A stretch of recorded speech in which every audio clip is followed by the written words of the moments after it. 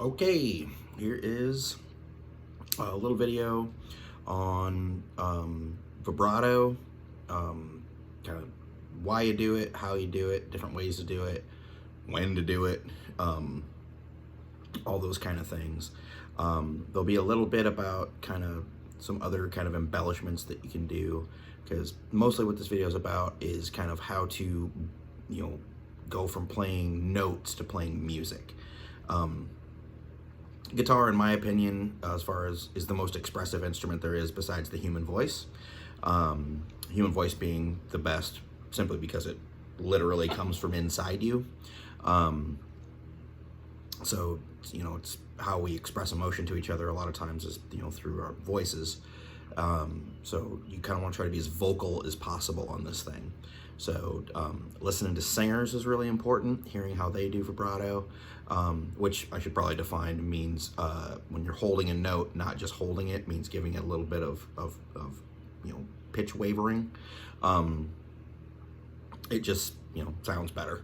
And listen to the way singers do it, and then also listening to specifically how guitar players that you like do it. Not only in their lead guitar playing, but also in their rhythm guitar playing. It's really the most important thing. If you have good vibrato and you use these little embellishments to make your playing come to life, if you have that on lockdown, you're a good guitar player, period. This is something that takes a lot of practice, a lot of listening, and everybody kind of does it a little bit different and has a little different style on it, which is what makes it awesome. It's kind of what differentiates us as players. It's your signature. Mine is, certainly mine, but I base it on Eric Clapton's vibrato. And I know he's a controversial figure, but anybody who talks crap on his playing doesn't talk crap on his vibrato. It's beautiful. It's, to me, as good as it gets. And, so me learning Clapton solos as a kid is how I kind of developed mine, and then, apply, his style through my own lens. And that's how I, the way I do it. But, so I'm going to play a phrase without vibrato, and then which is going to be really hard for me to do. It's just so hardwired into me to do this stuff now that I have to really concentrate to not do it. But you'll hear, just how one is far more interesting than the other. So here we go.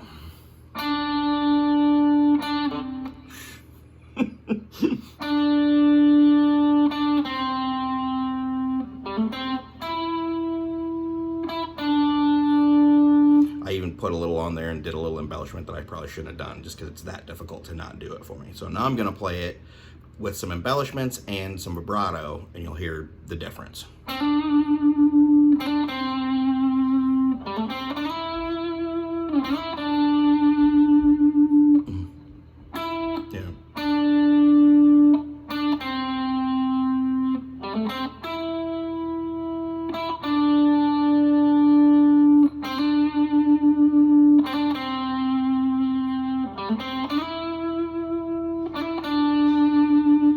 So let's look at that phrase a little bit. So what we've got here, as opposed to doing it all with, just straight notes, like as if you were playing a piano almost, that first note, instead of just going, I'm hammering into that first note and putting some vibrato on it. And then I'm sliding a little bit before you can slide into that note before I come to this next one, putting vibrato on that. Then doing a hammer, slide to that note, vibrato, or I can hammer, or slide up and slide back. Those are the kind of things, that little, hammering into a note, as opposed to putting vibrato, it sounds way better than, more musical, more vocal. So hammering into your first note,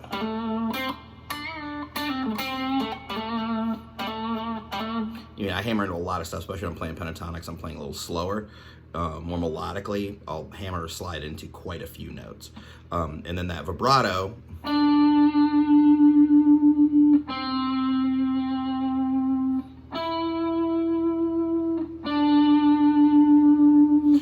that's the key. That is the most important thing you can do. So let's talk about, that's what it is. That's why you do it. It just sounds better, all those little approaches, and putting that little wiggle on it. It makes music come alive. So let's talk about how you do it a little bit.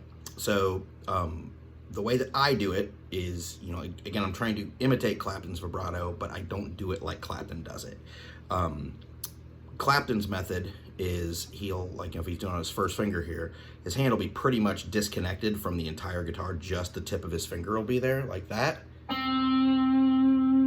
then he'll kind of just wiggle his arm. No finger movement. Notice that. It's all in the arm. He's basically just raising his arm up and down like this. Now, I don't do it like that. I do it like more of a B.B. King / Angus Young style, which is where you're using this part of your hand as a fulcrum, as a pivot point. Again, a lot of my hand's not going to be attached, but so if you go like this, turn your hand a little like that, then curl your finger so you're on there like this. I'm using this, same exact motion, but I'm just putting my finger there.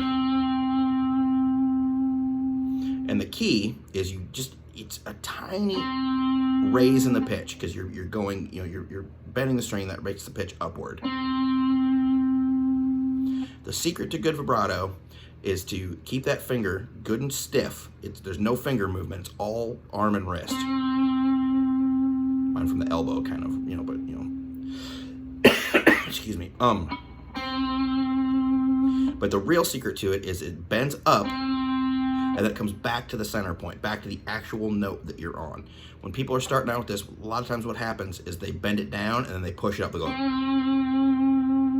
and that way it's just not in tune. That, every split second you're reminded of what the original pitch is. When I go to my third finger, I can do it with just my third finger, but what I'll do is I'll get in bend position to where I'm, my first finger here, still contact with the bottom of the fretboard, my second finger in the middle, third finger here, and I'll still do that same exact motion. I'm doing my third finger now. And notice there's still no finger movement. I'm not like going like this at all. It's all just wrist movement, or elbow really, because my wrist is fairly stiff too. But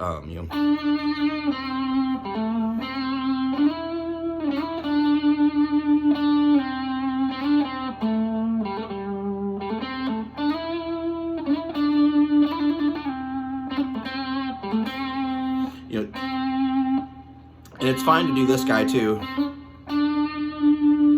And I'm not as good. I can do the clap like this. It's hard for me to do with my third finger. Some people do it a little more side to side too. It's a more subtle vibrato called violin vibrato, but those little things are what make the notes come alive. But that's what you really want to do. Or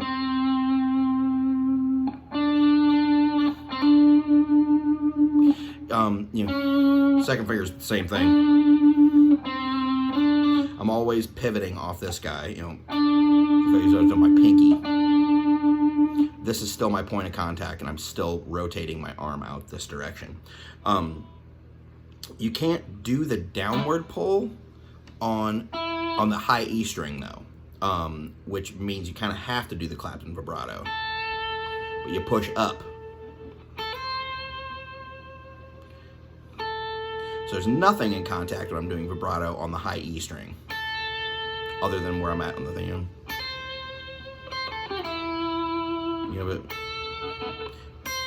And you can't pull down because you'll go off the bottom of the fretboard. So the high E is the only one you do that on.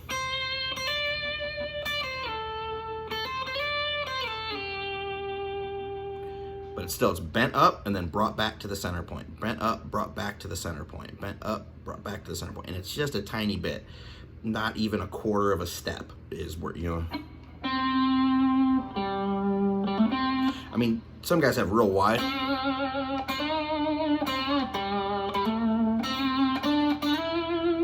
I don't like that as much. It works for some people. If you do it like that and you like it, excellent. But, you know, it's just for me.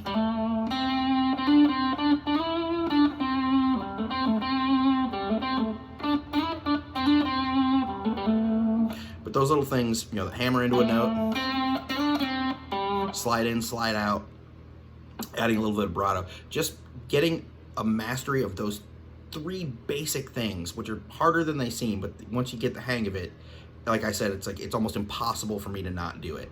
It just is become a part of the language of how I do this thing. But listen to all your, you know, your favorite players. Listen to how they do it, like specifically, like really concentrate and listen to what they're doing, and all that stuff. When it translates to your playing, just makes the hugest difference there is. Bending, you know, has a vibrato to it as well. If you're already good at bending, you probably already figure out the vibrato too. But you know, when you're bending, it's the same kind of thing to where you're pushing the string up, the pitch up, but then you're coming back down to the pitch. You know, you're aiming for that, you know, whole step above. You match the pitch. I do it kind of shake the guitar a little bit, but my thumb's over the top for those. When I do it on a bend.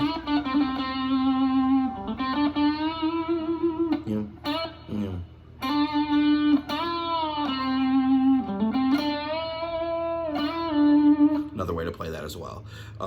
Bending, sliding, that kind of thing. But bends are kind of a whole nother subject. But if you're gonna do a bend, you gotta throw some vibrato on the end of it. In any case, have fun. See you around.